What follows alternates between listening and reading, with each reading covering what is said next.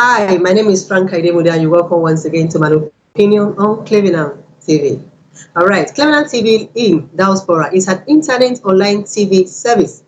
Right, we are created to bring Africans back home and in diaspora together and celebrate and appreciate their achievements. It is important to sign up now on www.clevenard.com. Thank you. Hello there. Looking for an African movie? Search no further. Clevenard African Movies TV is here for you.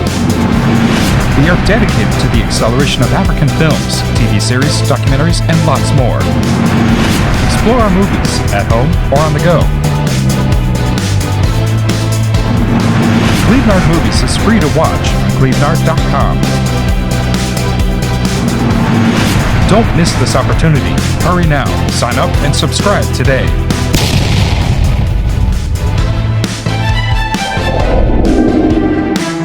All right, our topic today is press freedom in Sierra Leone, and my guest is Miss Sarah Kallay. Miss Sarah Kallay, you're welcome to my opinion. Hello, thank you for having me. Yeah, good to have you on board. All right, let's start with this. Who is Sarah Kallay? Well, Sarah Kallay, simply put, is a media person. I've been working in the media for close to 10 years, previously for radio and television, and I was the head of programs for the radio station. And now I have a Facebook page that I use to broadcast my interest, and also I'm a communications person. All right, as a media person now, how would you rate journalism in Africa? Well, I think we've developed a long way, but we still have ways to go because considering recently just 5 years or 4 terms, depending on the terms of every country for elections, you will say that Sierra Leone has vastly improved on our topic right now, which is press freedom. It's not all we hope it will be. It's not all we will hope it's it will herald, or white people are heralding their own press freedom as, but it's definitely a significant improvement to what we had in recent years. But you agree with me that we have so many factors that have affected the progress of journalism in Africa. Let's use Africa in whole now before we narrow it down to Sierra Leone. Can you just name one or two of those factors? Africa, when it comes to media, it's still the press.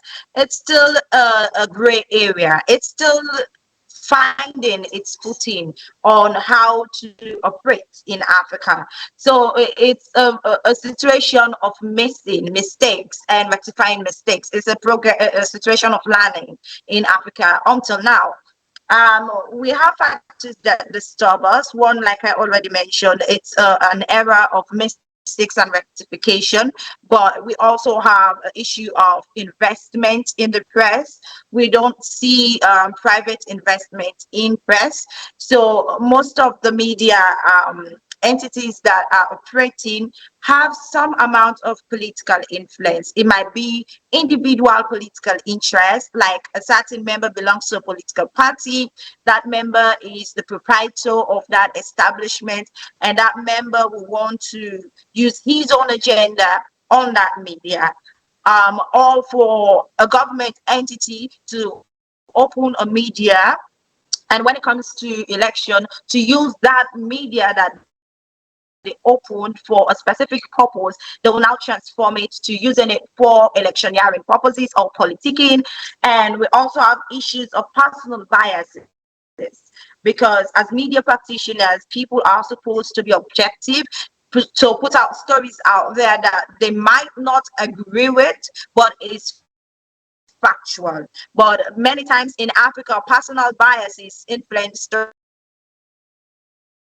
that people do, and it is very, very difficult. Only a few have been able to set aside their biases to make sure that what it puts out there is the facts, the truth, and nothing but the truth.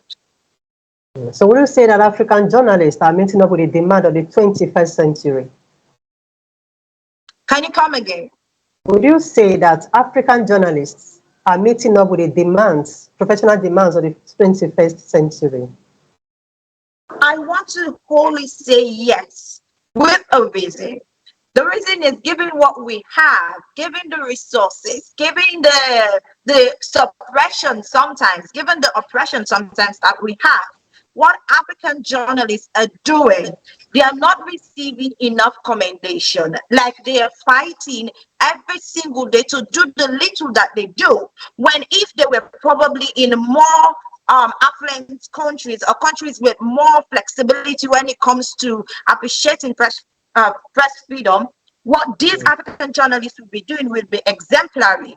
But what they're doing in Africa, it might not seem sufficient, but it's what we have. And I know that many of us, when I was a journalist, many people were struggling painstakingly to give out the truth there. They have to stand up to their bosses, they have to stand up to the society, they have to fight the government establishment just to make sure what they do is on the part of the people.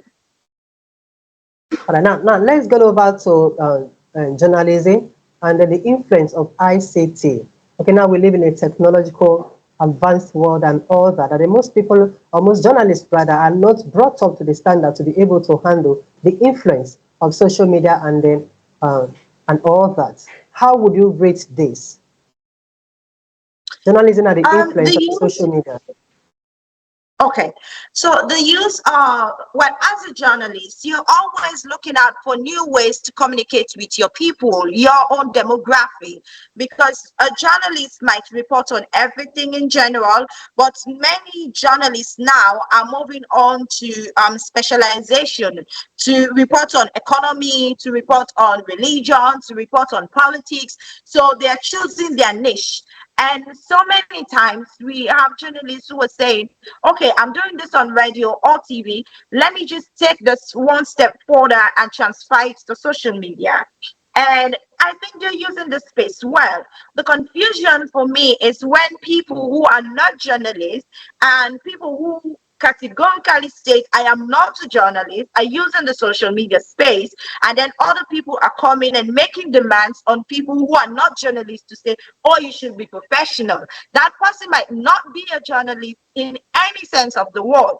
That person might not even be doing the job from a journalistic perspective, but you are demanding that they act such, and there will be a conflict, a miscommunication, where someone who doesn't know the job will be trying to act in that capacity.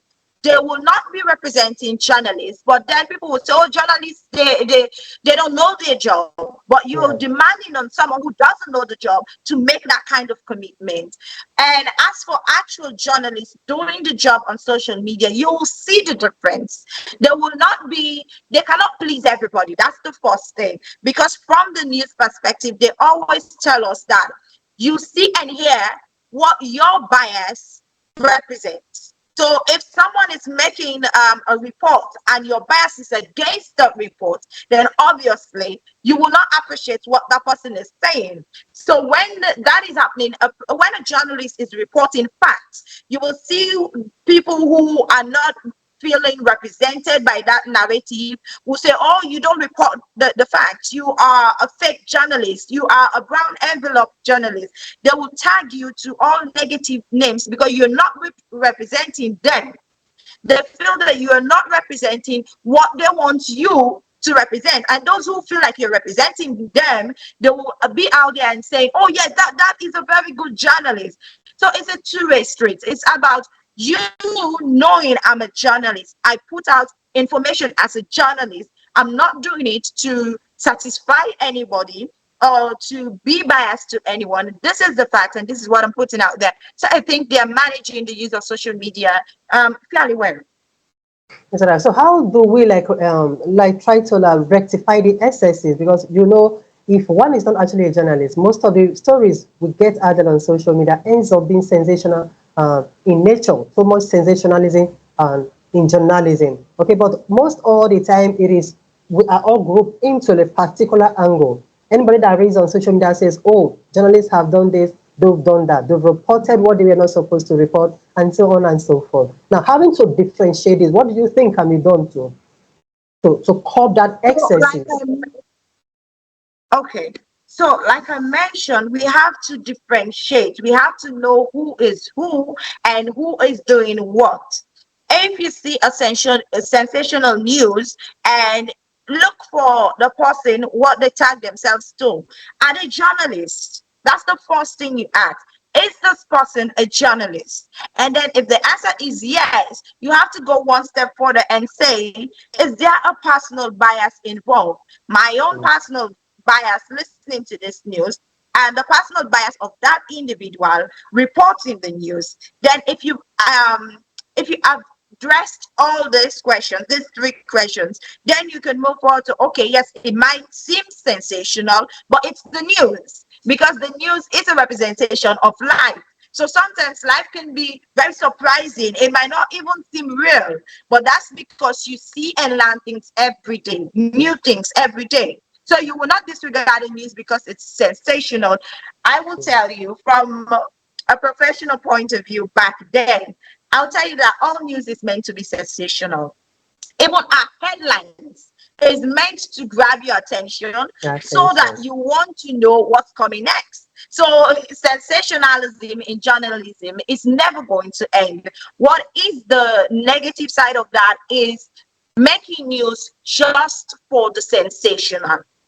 That's the negative point. You cannot make the news. You give a scary headline, and then someone listens to it, and then it's a different thing. Or you go out there and see something happening, you take a video of it, and you edit the parts that actually lays the background of the whole story to just leave the parts where they are beating somebody, but you did not report how that thing came to be. And even, yes, violence is negative, violence is bad, but then if you just put the full story, people will understand that that person is being beaten because he raped. And raping is bad also, but then at the end of it, police came involved. But if you just edit the parts where they were explaining about the rape, if you edit out the parts where the police came in, it would just be about people harming another person, and it will go on and they were beating somebody out there, and that will be the news, but it's not really the full news, so it gets sensational. The whole idea of the news gets missing. All right, okay. Now, journalism and then the emergence of the Internet of Things. Okay, do you think African journalists are ready for this change? I think whether we are ready or not, and I use we in the loose sense of the word, I think we have to. It's been forced on us now. You're not going to say, I don't want to talk about it because I wasn't ready, I was waiting, I was preparing. It's already forced on us, so you don't have an option. That being said, I think most of the people, those who are journalists now, let's say 40 years and below, they were already used to social media in one way or the other. So the change, knowing that you can take your work and make it professionally on social media and get paid for it now with monetization on social media, it's a new idea, but it's not so radical, because some journalists were already reporting on it. Some journalists were already using social media to broadcast their work and talk about things. So it's not really a change. It's a slight change, but it's not that big a shift. Yeah. All right. So do you think, are there anything that African journalists needs to do to be able to meet up with international standards in reportage? What? Do you think there are things? Do you think there are things that the African journalist needs to do to be able to meet up with international standard of news reportage? Yes, definitely. Definitely. The first thing that journalists have to do is hold themselves up to a higher standard than what is the norm. A lot of people will tell you this is how it has always been, this is the right way for it to be done, and this is the way I will do it. I always say challenge yourself beyond the norm. It has always been this way. 10, 15 years ago, it was not the norm for African journalists to challenge regimes, to say this is bad, to speak out. It was not the norm, because we know if it happened, you might be locked up, you might be killed, whatever. But now it's the norm. So it's a very different ball game from years. It's now the norm that you can actually speak out against the government. It's the norm. So challenge yourself to a higher standard. What are you doing now? What's missing from what you're doing now? Do that. And if you do that, you're challenging yourself to a higher standard. And I don't appreciate when African journalists, and that's because of a personal bias, I don't appreciate when African journalists will always say, oh, you have to report like the West, or you have to report like Western media. Their own situation and their own way of doing it is specific to their own setting. What is happening? You cannot compare the West and us in terms of a society, a way of doing things, a way of life is different. So do what essentially is your own system. Challenge yourself to a higher standard on the basis of that system, to say, as a human being, as an African, freedom is not a choice for me, it's a must. And then you challenge yourself. Don't say, as an African, I'm supposed to have a right just as the Western people are having this right. No, they're having that right in their own country or their own continent, but your own continent. Challenge yourself to a higher standard, not comparing to another standard, but to yours as a human being. All right. Thank you so much, Miss Kallay. We'll return shortly after this short break. Clevenard In Diaspora Television is an internet online TV service. What sets us apart is a unique combination of hit African content, first and exclusive international free movies, series, musics, news, events, documentaries, tourism, teleshopping shows, youth TV programs, and live interviews. Clevenard Diaspora Television is available throughout Sub-Saharan Africa and to the diaspora markets worldwide. Take your entertainment with you wherever you go. Watch on your smartphone, tablet, laptop, smart TV, depending on your device. Watch free movies with Clevenard Movies Television. Stop searching for free movies websites and watch Clevenard Movies Television. Watch your favorite African shows anywhere at any time.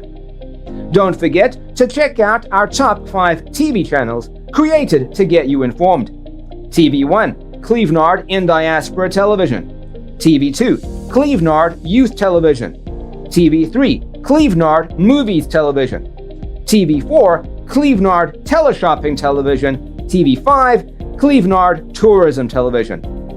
To start watching, sign up at www.clevenard.com and follow the easy steps. Once you're done, log into the Clevenard website or app on your device, click on any one of our 5 TV channels, and hit play. We will be very satisfied and happy to welcome you to our team as one of our new business partners.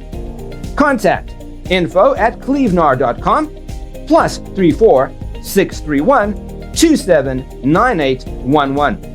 Website www.clevenard.com. Welcome back. And we are still discussing press freedom in Sierra Leone with Ms. Sarah Kallay. All right, now we'll get down to Sierra Leone proper now. We've been trying to analyze our journalism as it goes across all African countries, but now we'll narrow it down to Sierra Leone, which is actually the main topic of discourse. Now, you've been a journalist for a very long time. I would like you to share your experience with us in Sierra Leone.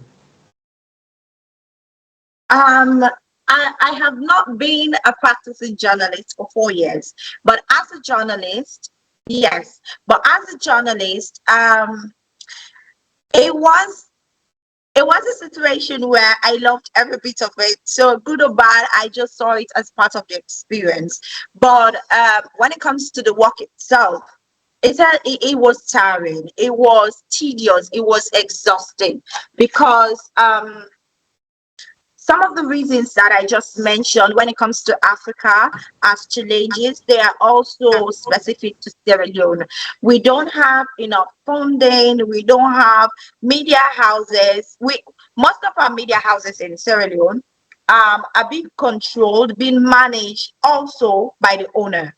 So we don't have investors who puts money and sits back like passive partners and observe. So we have people who are investing their money, taking active role in the running of the media, who may or may not have experience in journalism at all. So these people make demands that might not be okay to you as a worker and as a practicing journalist, because you will always want to do things the way that you think represents the interest of the people. But like I already mentioned, they will want you to do things representing their personal interest or the interest of those they represent. So it will be a situation where after a few months or a few years, you're being labeled, oh, you're working for a station that belongs to a political party or a politician. So it's another challenge. And also we have previously, we had a lot of inexperienced people. I was also one of those inexperienced people,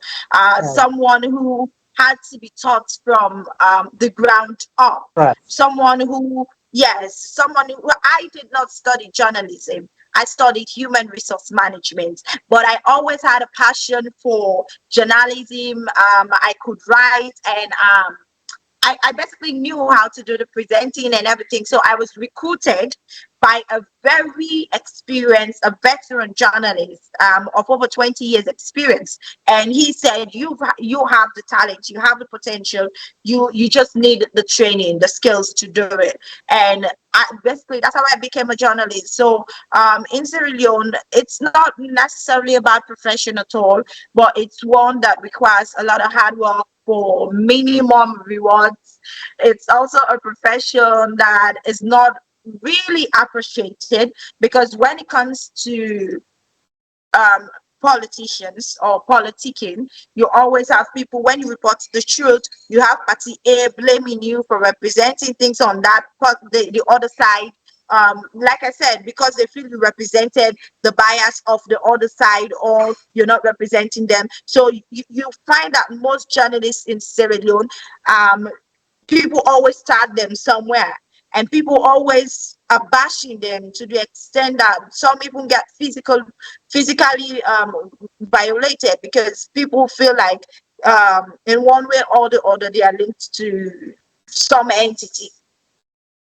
I know you've mentioned one or two things about the influence of investors, okay, owners of the press medias and all that, and how it hinders press freedom. I also like you to talk more on that. How bad is it when investors or the owner of the press, okay, try to influence what is being given out as a press? It's very bad. It's very bad. I'm thinking of a way to put it simply, but I'm failing. So we still have situation, like I told you, have people who are investors in their own business, in their own venture, in their own media. So they always think that I call the shots. And it's not a situation of them putting their money, allowing professionals to handle it. They always feel like it's my money, I have to call the shots, I have to make the decision. So if you're even doing a great work, if it's not what they feel like you're doing, or if they feel like you doing that puts them at odds with their godfathers or their own shadow investor and all that, they'll definitely find issues with you, to the extent that you might be out of a job. You might also find that work that you do, when they listen to it, it will not air, because they feel like you're not representing what they want you to represent. We have some media entities that are moving away from that scenario, but I can tell you those media houses are struggling, because they are called or labeled a lot of things. And Sarah Lynn, the main source of income for media houses is advertisement. I think it's the same everywhere else, but given a population of 7 million, which is very, very, very, very, very low, when you have a big corporate in Sarah Leone, almost everybody knows everybody.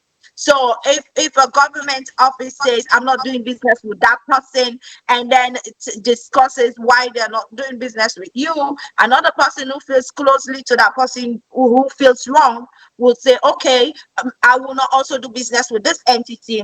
And then the personal level, people that are their friends and so will always say, I don't want to do business with this entity because they went out after my friend. So it's the same. You find yourself in a very short time becoming stranded, becoming unable to even pay your staff or take care of your utilities bill. And running the media houses entails a lot of money, entails you being able to pay your utilities, to keep the lights Definitely. on, to ensure that you take care of all the devices. But without that money, you find people closing up, newspaper opening, and in a few months or years closing down. The same with television stations, they're struggling. The same with radio stations, they're struggling. We have a few that have already raised themselves out of that gutter, but I'll say it's very, very few, and those are people who might have had now backing from international community or projects that are sponsoring them locally now. Yeah. Yeah. So is there a way to curtail these influences of owners of the media, Lisa? Is there a solution to what you just analyzed? Well, we have one that might be enough, but I don't think they are also struggling because of influence. We have the Independent Media Commission. So the Independent Media Commission monitors what media houses put on television, and they will call you and tell you if they feel you're flouting. They will call you and tell you. They even do fines, and they do bans, suspensions, and all that. But as to how unbiased they are, impartial they are, that will depend on who you ask. Because for whoever you ask, they have an opinion on whether they think the IMC is independent or not independent, it's been influenced and all that. We also have the SLAJ, that's the Sierra Leone Association of Journalists. So SLAJ is an entity that I think has been doing fairly well in recent years because they have been protecting journalists, they have been speaking up for journalists. So you see, like, very fewer incidences of arrest, because when they arrest a journalist, like, steps in and take action on behalf of that journalist.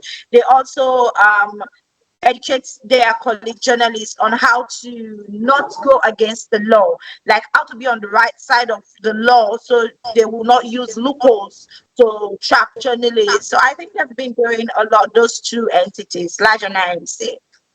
Right. Does the government has any role to play in all this? And Does the government has any role to play, okay, in making sure we have this press freedom? yes, they have a role, and I think they've done a couple. In the last 6 years, the past government and this government have done some things to make sure that the media landscape gets better. There's still a lot more that needs to be done. We had the 1965 Public Order Act, which was a law that basically was a chain on all our necks. And we used to make it as a joke to one another, to when a colleague did a very hard hitting story, we always this 1965 is coming for you, because it was a way to tell people that that particular law is meant to trap journalists or to silence journalists. But in recent years, I think it was last year or 2020, I have to check again, that law has been repealed. So which means that now you don't have, if you do write something that is against government, it's no longer like an automatic trap to trap you. It's not an automatic trap to put you down. You can actually say, because under 1965 Public Order Act, the truth was not a defense. It was not a defense to say what I publish, it's the truth. That was not a defense. Even if it was true, if they think that it's against the state, you can still go to prison for that.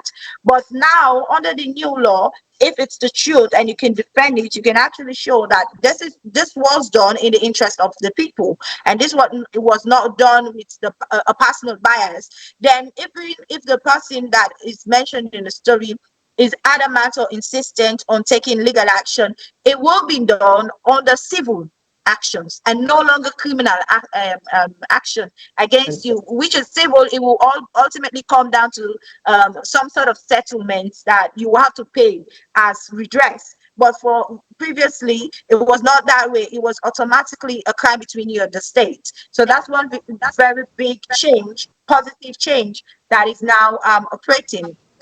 And also, journalists are being empowered by the government. The government is sponsoring the Sierra Leone Association of Journalists now.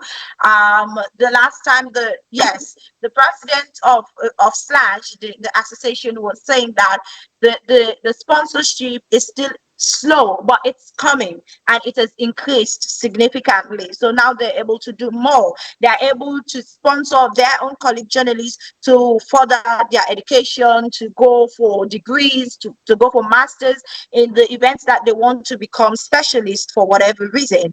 And also we have the Women in the Media Sierra Leone, which is the same as the Sierra Leone Association of Journalists, but an all-female branch of the media. So WIMSAL is doing the same as well, empowering women. They're getting money from subvention from the bigger or the larger branch, which is SLAGE. They're getting money from SLAGE, and they're using it to empower mainly women because they are focused on women. And I think the government, what it needs to do more is to understand that the media is not meant to criticize you. They are meant to serve as a medium of checks and balance. So when a media reports a negative news or a news that you would deem negative, it's not meant to criticize your entire government. It's meant to criticize that one action that you did that they feel is against the interest of the people. So, but normally when a media reports on an issue, governments, as in plural, mostly see it as an attack on the framework, on the institution, which is not really the case. It's a situation of them saying journalists are meant to call you out and tell you where they think you went against your own laws within your country. Journalists are meant to tell you where they think that you're not performing up to par. You might be doing well in that area, but maybe what is expected of that particular government, it's supposed to be more, and you're not measuring up to what the journalists in your country expect. So they have to tell you that whilst you've been saying you've been doing A, B, and C, it's okay, but what we really expect from you is T and Z. So it's just that situation. So I think that's the one area that government needs to accept, that journalists are just serving as a checks and balance. I think that's the main challenge. If that is dealt with, then most things will not be that difficult. Thank you so much. Now, let's talk about compensation for journalists in Sierra Leone. How lucrative is the profession itself in Sierra Leone? Because I had a chat with somebody 2 days back, and he said, see, journalists are less paid than even teachers. In other words, they are poorer than teachers themselves. Okay, but teachers are giving much more attention and trying to do one thing or the other to make sure that at least they are able to make ends meet. Now, for the journalists, for the average journalists out there, how is their pay like? What is their pay compensation package like? Is it enough or is it too much? Oh. Well, you spat that word at me. I wasn't expecting that question. Okay. Wow. Of a percentage of 100%, I would say less than 2% of journalists are well paid in Sierra Leone. 4 years ago, I was at management level, and my salary for a month was less than $150 back then. Yes. And if you take that exchange rate to now, my salary is less than $100, or was less than $100. Yes, because the current exchange rate right now is 1 million. It's 1,600 leones. Yeah, that which is 1,600,000. Yes, for now. So back then I was paid less than that, than this current amount, and even then I was paid less than $150 for a month, a whole month, which included my transportation and everything else. Granted, I had medical, which was like $20, and I had transportation, which was like $15. So coupled together, it was, let's say, a round figure of $200. Yeah, and that's it for a month. And my feeding, my transportation to get my stories. We were not given per diem. We were not given field allowances when we go out. Nothing like that. In Sierra Leone, one of the ways that journalists get money is coverage. So when a journalist goes out to do a report, and then after the program has ended, they are given transport by the organizers of whatever they attend. Well, yes, but not the brown envelope, because I will guarantee you that money will not be up to a bribe money. Imagine you're giving $10. Is that a bribe? Basically, it's a transport refund that they give them, but it's not, because you cannot say $10 is a bribe. That's ludicrous. There's no way $10 will be a bribe, because someone goes and spends 3-4 hours at an event, and then you give them $10, or at most $40. You will not say that's a bribe. I will never agree that's a bribe, because that's disrespectful. But do you think accepting such a monetary value affect the objective of news reportage? Does it not affect it? Yes, I would say to some extent it does. And that's why I said that's a challenge, because the transaction itself, you accepting the money, it's not a bribe, in my opinion. And I might be wrong because I'm biased. But if I take my money, I pay to go cover an event out of my salary, and then I cover the event. After the event, I have to pay back, and I'm giving 100,000. And from that 100,000, I spend like 30 to 40,000 of that money already on transport. And I guarantee you, that's the minimum money you might spend on transportation. It's remaining like $6. So $6 is not a bribe, but it's a challenge, because, like you said, for some entities that have bigger money for projects, for example, when they go and explain, because they're giving you money, you might feel like, or because they're giving you that transportation, and there might be 10 or 20,000 leones remaining, you might feel like, okay, they made a mistake, but instead of coming and writing that in my report, I'll tell them to their face that they are doing wrong. And so you're being honest in telling them, but you're not being honest to the people you're communicating with. You're not being honest to the people you're reporting to. So yes, to some extent, I think that's a challenge. And if there's a way that some amount of transport fare can be done by the media houses they represent, when a journalist wants to go and do coverage, as a media entity, you calculate the transport and say, from our office to this location, and from that location back to our office, it's going to cost you X amount of money. And you give that money to your staff to pay for transport. There will be no need for your staff to collect money.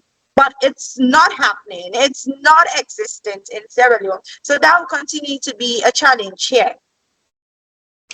It's all right. Thank you so much, Ms. Kallay. Thank you for your history of journalism in Sierra Leone. We'll go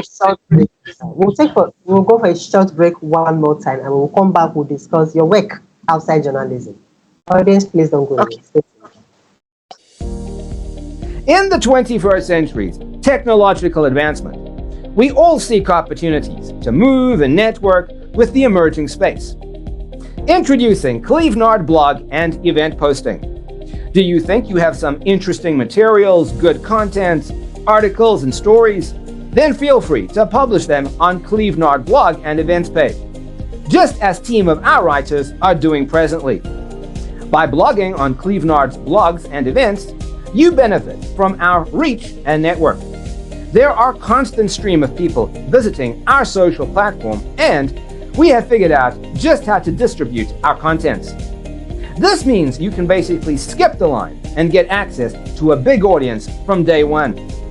Furthermore, we can help you get in touch with important people for projects with possibilities of translating your content into other languages and republishing them on Clevenard.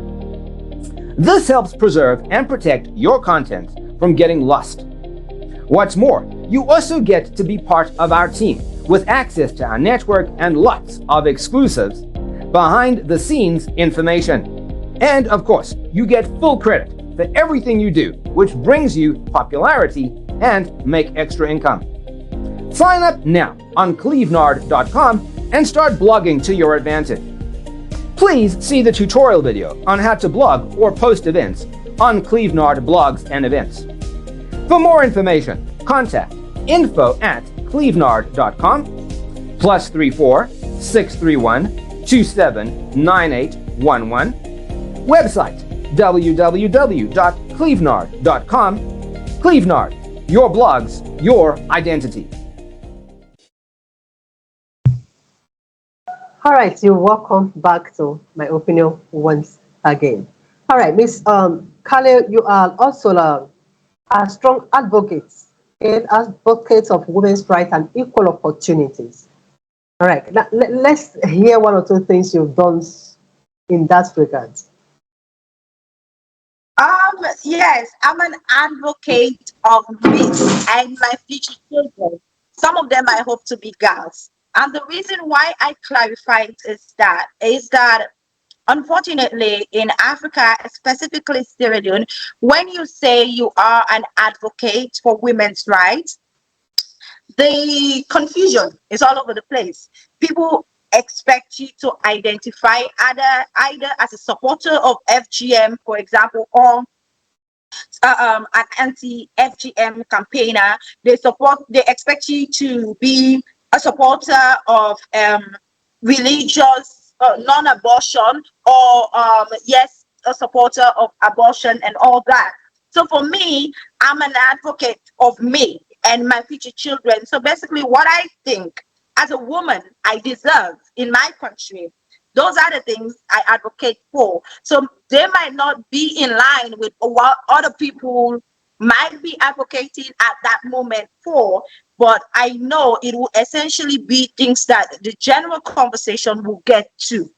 So one, when it comes to FGM, I am of the firm belief that as a woman, it's your right to decide whether you want to have your female, I struggle to find the diplomatic name. It's your right. It's your right to have your clitoris cut or not to have it cut. It's your decision. And for government or someone else who says they are an activist to decide for you or to demand that the law decides for you, I'm against that. I'm in support of a law that will grant it, that will legitimize that it's a choice. And they cannot force you to do it or not do it. That's what I say when it comes to FGM. Basically, I'm like, let the person be. If the person wants to cut it off, they can. If the person doesn't want to cut it off, then it's their decision also.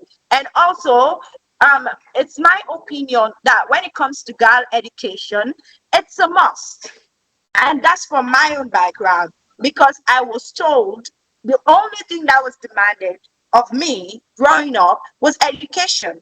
I was brought up in a home that is so very non-conventional that why was not a question in my home from my dad. Why was not a question.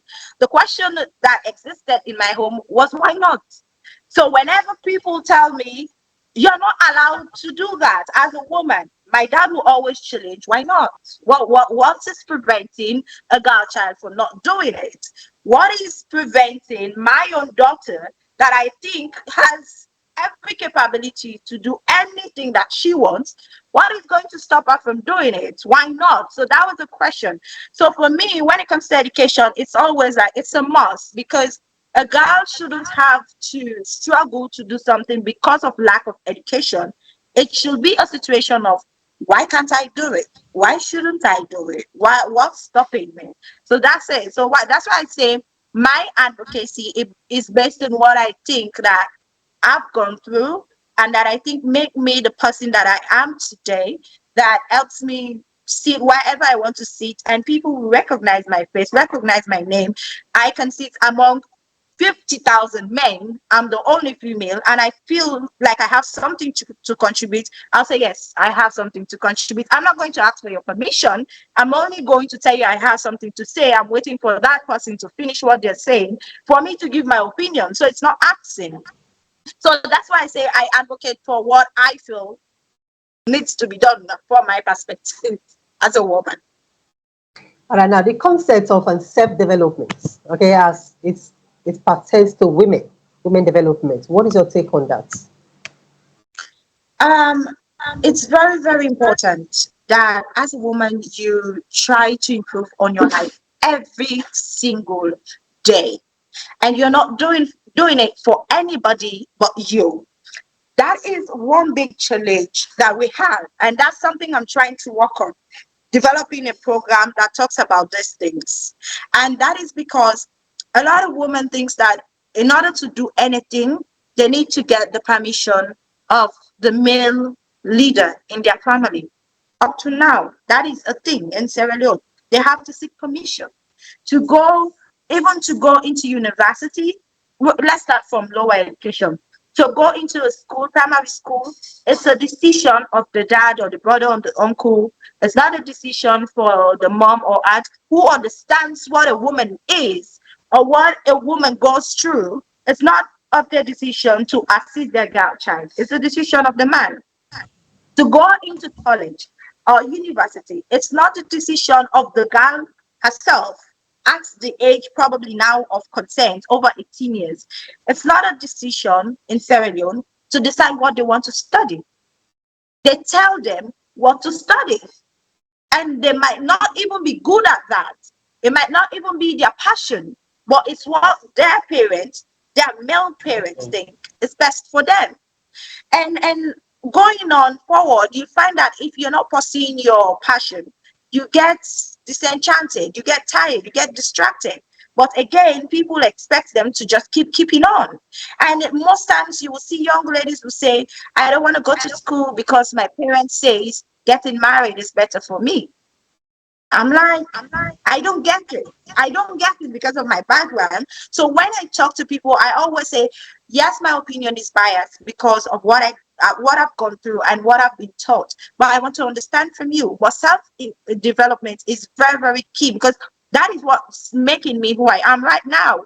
At the age of 19, I had 4 jobs.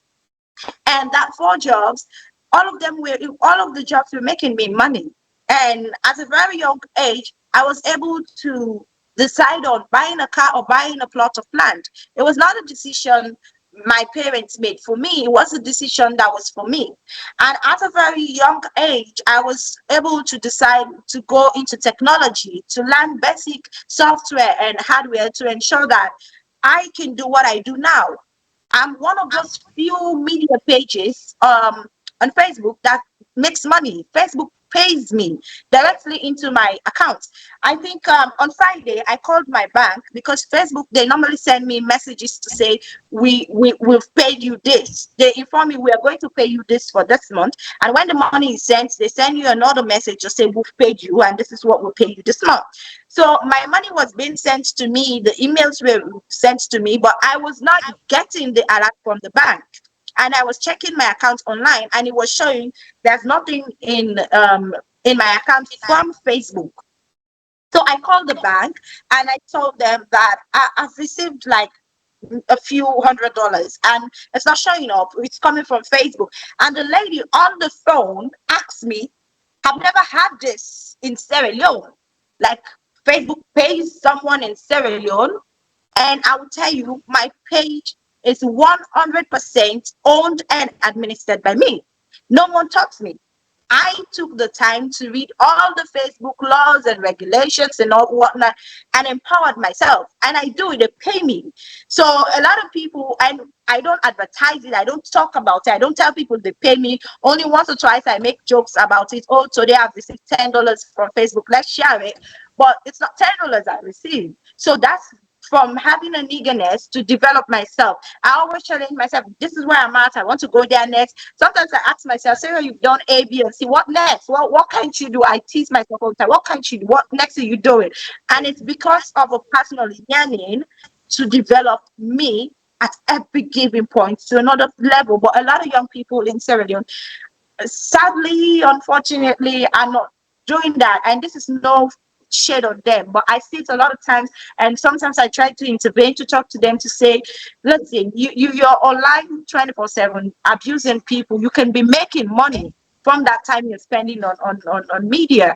I encourage people to go out there and be apprentices, because when you're learning a skill, it becomes monetarily, it becomes of monetary value to you at some point. But instead, the people don't want to become apprentices. They just think that, oh, if that person is doing it, I can do it, and I'll do it and get money. It's not done overnight. So that people know Sarah, but 5 years they didn't know Sarah. And probably in the last 8 years, they did. Those few people also didn't know about Sarah. So it's a personal trajectory to development, but it's not happening. We're struggling. It's not happening yet. Yeah. In the case of for you to read, you have to get trained. Yeah. It's all right. So we'll been on this topic for the past 30 minutes, and we'll like try to wrap up the entire show for now. But we would like you to give us a last word for every journalist out there, in not just in Sierra Leone, but in South Africa. Okay, so let's wrap it up with that. What is your last word for journalists out there? Journalism is the most fulfilling vocation you will ever engage in. That's my personal opinion. It's challenging, it's tiring, it's frustrating, but it's also a very joyous occasion. Imagine somebody at the age of no point of return, somebody who's desperate, and you tell that individual story, or a story that will improve that individual story, and you see significant change in that person. And as a journalist, you see it and you realize, I did that. I made a positive change in that person's life. What's more fulfilling than that? Imagine you're doing it on a grand scale, influencing national development and national agendas, and you're there and you know that what is happening now, I contributed to that. It's a very, very rewarding profession. But like I said, it's also very challenging.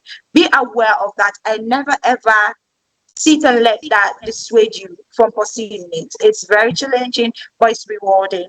And changes are happening. They will continue to happen. And someday you will sit and say, I was a part of that gradual change. I appreciate it. Yeah.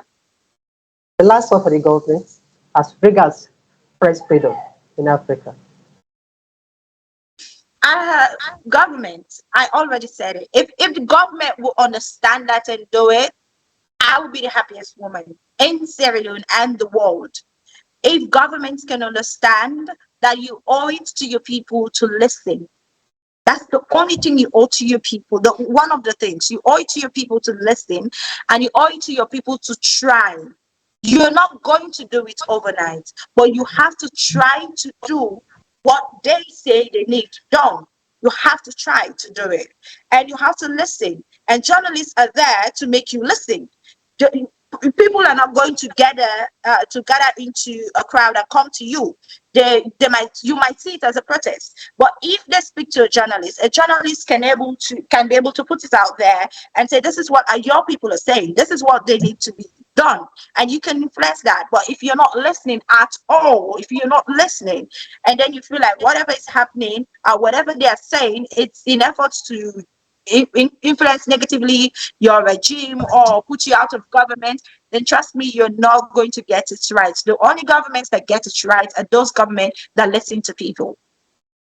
Yes, right. Thank you so much, Sarah Kallay. It's been a good time having you with us on My Opinion this afternoon.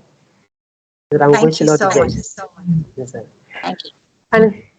And so, audience will draw the curtain here for today. Until next week, we will come your way with another edition of this program. My name is Frank Kallay. Say bye for me.